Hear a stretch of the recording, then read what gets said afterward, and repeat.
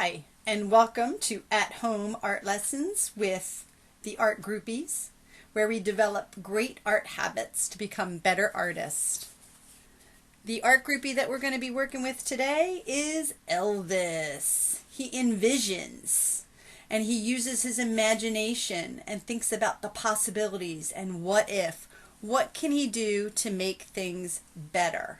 So Elvis. The famous artist that we're going to be working with is Friedrich Hundertwasser.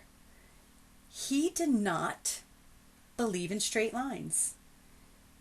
He thought that nature isn't about straight lines but spirals, and spirals is the symbol of life.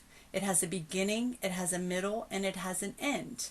And a lot of things that have spirals in nature are fingerprints, snails, whirlpools, and plants. So Hundertwasser, he's going to be our artist, and we're going to be working with cityscapes. And I like the long thin rectangle. Notice his buildings, and especially these cool little tops of his buildings. They remind me of onions. So that's a symbol that you'll see quite frequently in Hundertwasser's artwork. You'll also see this spiral lollipop type thing. This is a concentric circle that he also puts into his art. Down here is an actual building that he created, and it's built right into the actual landscape, into the hill. And here you can see are again those big onion shape forms for his, I guess, towers you would call that. But see the other lines that you can see going through his buildings? You see that very much throughout his artwork. They're called contour lines. So to start our Hundertwasser cityscape, I like to start with a long rectangle. We're going to be doing watercolor with this project, and we're going to be sticking with the technique called crayon resist. You can also use oil pastels. Again, either crayons or oil pastels will work with watercolor crayon resist. If you have none of those materials, not to worry. You can just use a black Sharpie or a black pen or just your pencil. So I'm going to use the crayon because I like the point, and this is a small, delicate lined cityscape that I thought the pastel might just be too thick. So the key to this technique when you are doing crayon resist is you need to press hard. If you don't press hard, it doesn't work as well. So what happens is the wax of the crayon resists the paint, so it doesn't cover it up. So I'm going to start here in the foreground, which is closer to the bottom of the paper, and I'm going to put in his spiral lollipop trees. Again, he loves the spiral and the contour line, and you'll see that quite often throughout his art. So I'm going to go around my buildings. His buildings remind me of a Dr. Seuss type village. Very magical and creative with organic shapes, not too many geometric shapes, but the organic shape is a little bit more interesting in Hundertwasser's world, I believe. He likes to put shapes within shapes and repeat the shape. Here's this onion shape that I was talking about that he likes to use for his magical towers.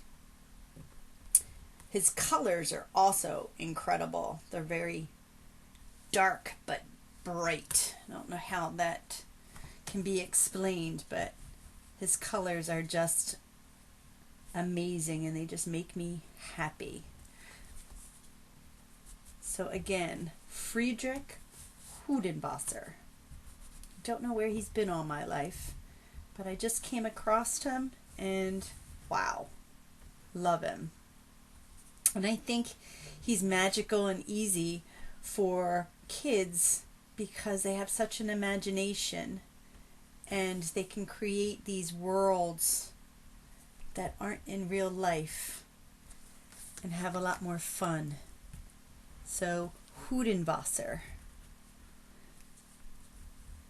So I'm going to stop there and start watercoloring over here so you don't lose anything. So I'm going to put these contour lines up top here also. And now I'm going to think about adding some color. Now, like I said, with Hundertwasser, he liked his colors dark but bright. So to get that type of color, you don't want to use too much water. And with the Crayon Resist, the wax really can't be covered up. Now, if you don't think that this color is bright enough, you can also wait for it to dry, and after it dries, go over it again, and it will make that color even deeper. And don't be afraid with Hundertwasser to blend and create all kinds of colors. Move this water over here. If you don't have watercolor paints, you can also use food coloring. Can add some water to the food coloring, or you can just leave it nice and rich and paint with that. So Hundertwasser, an Austrian artist who did not like straight lines. He likes his colors bold. I'm going to add some blue here. I think I'll add some green for my grass. I like to paint Hundertwasser's contour lines with different colors. He seems to create this magical world of color, which I find very interesting. I'm just going to work on half of this. So I'm going to make a yellowish green, make it a little bit brighter. Again, to make Hundertwasser's colors bold and bright, you don't need to use a lot of water. Just nice colors.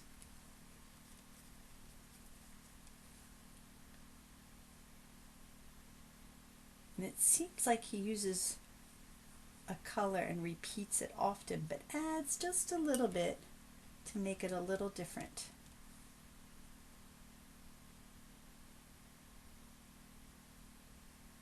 I like how the wax resist really does a nice job with outlining the shapes.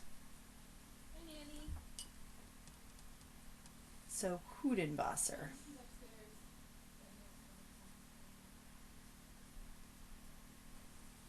So again, if you don't have watercolors, not to worry.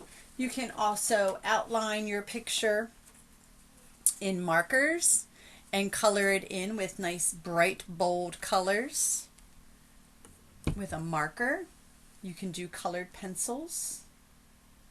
So Hundertwasser with the spirals and the onion shape towers. So again, our famous artist is Friedrich Hundertwasser